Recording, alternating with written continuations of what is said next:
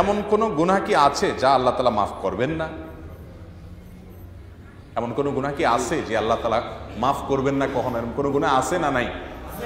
কি গুনাহ? ভুল কথা। কে বলছে শিরক মাফ হবে না? শিরক মাফ হবে না? শিরক মাফ হবে না মানে কি? তওবা না করলে মাফ হবে না, কিন্তু যদি কেউ শিরক করার পর তওবা করে মাফ হবে না?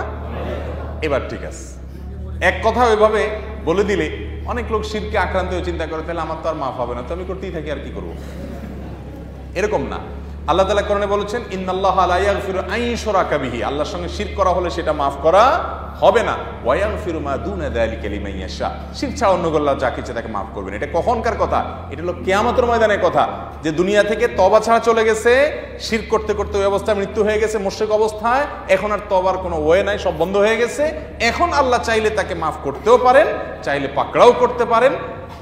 সরি, আল্লাহ তাআলা তাকে মাফ করবেন না। শিরক করে গেলে তাকে আল্লাহ তাআলা মাফ করবেন না, এটা আল্লাহর ওয়াদা। সেটা হলো কিয়ামতে।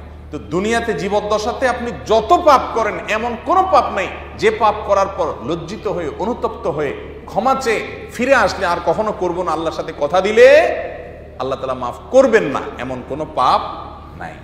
কথা কি বুঝাতে পারছি? দুনিয়াতে সব পাপই আল্লাহ তাআলা মাফ করবেন, তবে বান্দার হক, কারোর হক নষ্ট করেছেন, টাকা নষ্ট করেছেন, গালমন্দ করেছেন, হক অধিকার খর্ব করেছেন, এইটা আল্লাহ তাআলা মাফ করবেন না যতক্ষণ পর্যন্ত যারটা নষ্ট করছেন তার কাছ থেকে মাফ না চাইছেন। কথা কি বুঝাতে পারছি?